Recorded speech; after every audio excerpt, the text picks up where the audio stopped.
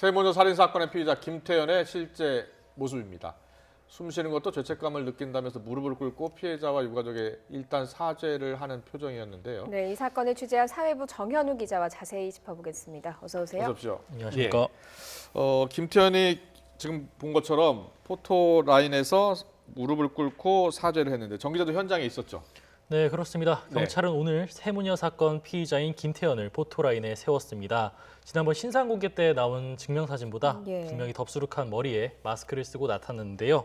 경찰서 건물 문 앞에 세워진 김태현은 기자들의 질문을 받기 시작했습니다. 네, 이때 준비해온 말이 있는지부터 묻는 기자에게 기다렸다는 듯이 일일이 질문에 답변을 다 못할 것 같다면서 네. 양해부터 구했습니다. 네. 네, 그러자 유가족에게 할 말이 있냐고 취재진이 재차 물었는데요. 그렇게 이야기를 하자 잠시 바로 옆에 있는 형사들에게 붙들고 있는 팔을 놓아달라고 하더니 무릎을 꿇기 시작했습니다. 네. 네, 그때 저도 현장에 말씀하신 대로 있었는데요. 예. 현장에 있던 기자들 사이에서는 이런 일까지 하는가 뜻밖의 행동에 탄식이 나오기도 예. 했습니다. 근데 진정으로 사죄하는 모습 같지는 않아 보이는데요.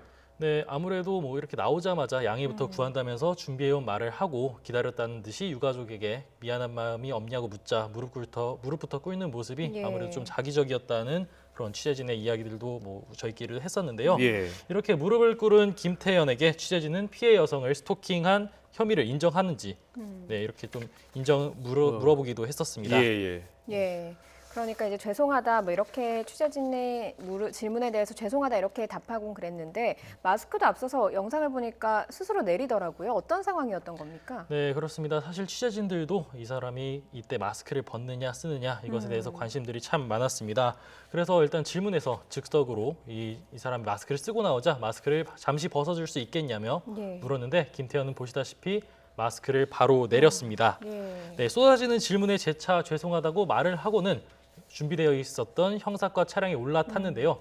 김태현이 모습을 드러낼 때 마스크를 벗은 민얼굴을 볼 수 있을지가 가장 큰 관심사였다 말씀드렸었죠. 예. 예. 김태현을 데리고 나오기 전에 제가 이제 경찰을 상대로 취재를 했을 때 경찰은 방역 수칙이 있는 만큼 강제로 벗으라고 강제할 수는 없다면서 김태현의 의사를 존중하겠다고 밝혔습니다. 네. 네, 따라서 김태현이 오늘 취재진의 질문에 따라서 마스크를 내린 건 스스로가 결정한 거라고 볼 수 있습니다. 예. 온 국민이 붕괴한 것은 이 김태현의 범행 과정입니다. 너무나 잔인하고 잔혹했기 때문 아니겠습니까? 경찰이 이와 관련해서 설명을 했다고요? 네, 그렇습니다. 우선 일단 경찰이 이 김태현에게 적용한 혐의는 모두 5가지입니다. 살해 혐의와 그리고 주거에 침입한 혐의, 그리고 인근 마트에서 흉기를 훔친 절도 혐의입니다. 여기에 더해서 본인이 살해한 큰딸의 휴대전화 메신저에서 친구들을 차단해서 정보통신망법을 위반하고 지속적으로 큰딸을 스토킹해서 지속적으로 괴롭힌 혐의를 받고 있습니다. 예. 네, 요즘 또 특히 스토킹 범죄에 대한 경각심이 높아지는 상황을 고려해서인지 경찰은 오늘 브리핑에서 이 김태현이 큰딸을 스토킹해온 정황에 대해서도 특별히 상세하게 밝혔습니다. 예. 네, 김태현이 큰딸을 알게 된 건 지난해 11월 온라인 단체 게임을 통해서였다고 합니다. 게임을 같이 하면서 친해지면서 이렇게 직접 메신저를 이용해 대화를 나누기도 했다고 하는데요. 지난 1월엔 오프라인에서 3차례 만나서 같이 게임을 즐기기도 했다고 합니다. 네, 이렇게 게임을 즐기는 행태에 대해서는 특히 문제는 없는데 예. 문제는 김태현이 큰딸의 연락이 끊어지자 배신감을 느끼고선 스토킹을 하기 시작했다는 겁니다. 예. 네, 김태현은 지난 1월 하순에 피해 여성을 포함해 4명이 있었던 저녁 자리에서 이 큰딸과 말다툼을 했었다고 진술했는데요. 그 다음부터 연락을 하지 말라는 피해 여성의 집을 찾아가기 시작하고 거듭 연락을 하기 시작한 겁니다. 네, 김태현은 피해 여성과 당시 연인 관계까지 갈 수 있을 거라고 생각을 했다고 하는데요. 이렇게 연락이 갑자기 끊어지자 배신감을 느꼈다고 경찰에 진술했고 이것이 스토킹의 원인이라고 진술한 바 있습니다. 네, 뭐 배신감에 이렇게 살해까지 결심하는 경우는 많지 않은 것 같은데 범행 계획도 좀 치밀했다고 들었어요. 네, 그렇습니다. 일단 김태현이 범행에 나선 때는 지난달 23일입니다. 김태현은 큰딸을 살해하겠다는 의도를 이렇게 스토킹 과정에서 갖게 되고 계획을 세운 거는 범행 이전 일주일 전쯤이 이 시작 시점으로 이렇게 알려져 있습니다. 예. 범행 계획을 세우면서 이 김태현이 가장 먼저 한 일은 큰딸이 일하는 시간을 알아냈다는 겁니다. 네, 퇴근 시간에 맞춰서 김태현은 이 피해 여성의 집에 찾아가서 범행을 저지르려 한 것으로 조사됐습니다. 네, 근무 시간을 알아내기 위해서 게임상 다른 아이디로 접근하는 치밀함을 보이기도 했는데요. 큰딸이 23일에 일을 한다는 사실을 알아내고서 이후 휴대전화로 살해 방법을 검색하기도 예. 했습니다. 네, 범행 당시에는 집에서 갈아입을 바지 한 벌을 챙겨 나왔다고도 하는데요. 그리고 주변 마트에서는 흉기를 훔쳐서 세모녀가 살던 아파트까지 진입하는 게 이 김태현이 범행을 벌이게 된 경위입니다. 네, 네. 이 김태현 같은 경우에는 집 안까지 들어가서 세미의 모녀를 모두 살해했는데요. 들어갈 때 퀵 서비스 기사를 위장했다고요? 네, 그렇습니다. 김태현은 퀵서비스 기사를 위장해서 예. 이렇게 피해 여성이 살고 있던 아파트에 물건이 도착했다고 예. 한 뒤에 예. 초인종을 눌렀다고 아. 합니다. 예.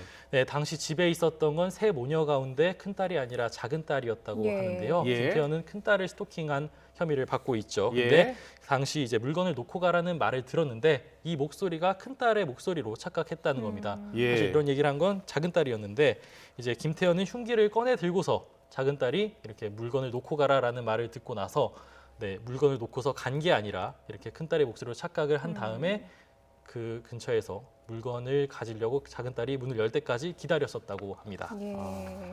네, 김태현은 예. 이렇게 집안에 진입한 뒤에 예. 어머니와 큰 딸을 모두 살해하게 됐는데요. 네. 네, 김태현은 큰 딸을 살해할 목적으로 이렇게 범행을 계획했지만 여의치 않으면 가족들도 살해할 결심을 했다고 경찰에 진술했습니다. 김태현은 살해 이후 극단적 선택을 하기 위해서 이렇게 자해도 하기도 했는데요. 자해 뒤에 의식을 잃었다가 다시 깨어나서 피해자 집에 있는 맥주와 주스 등을 마시고 정신을 차리기도 한 것으로 전해졌습니다. 네, 경찰이 범행 현장에 진입했던 건 이틀이 지난 지난달 25일 밤 9시를 넘어선 시간이었습니다. 예. 큰딸이 연락이 안 된다는 지인의 신고를 받고서입니다. 예. 네, 강제로 진입한 경찰은 큰딸과 거실에 쓰러져 있던 김태현을 이렇게 거실 바닥에서 발견하게 되는데요. 이때도 김태현은 자해를 해서 정신을 잃은 상황이었습니다. 물건을 놓고 가라고 했는데 지켜보다가 침입을 하고 또 죽이고 나서도 옆에 있었다는 점에서 좀 너무 잔혹하다 이런 생각이 드는데 사이코패스 여부는 어떻습니까? 네, 일단 다들 궁금해하시는 사이코패스 검사 여부는 아직 나오진 않았는데요. 경찰 조사가 지금 마무리된 단계고 사이코패스를 알아보는 프로파일러들의 면담도 진행이 됐었는데 이러한 사이코패스 검사 여부 결과는 아직 나오지 않았습니다. 예. 경찰은 프로파일러 4명을 투입해서 김태현을 2차례 직접 면담하게 했는데요. 그동안 경찰 관계자들은 프로파일러들이 김태현과의 관계를 쌓으면서 범행 의도를 파악하려고 하고 있다는 원론적인 답을 내놓은 바 있습니다. 하지만 오늘 브리핑에서는 면담 내용에 대해서 말을 아꼈지만 그래도 오늘 경찰은 프로파일러들이 김태현이 사이코패스인지 알아보는 분석을 당장 오늘부터 진행한다고 밝혔습니다. 예. 네, 김태현은 이제 서울 북부지방검찰청으로 넘겨져서 동부구치소에 수감된 상황입니다.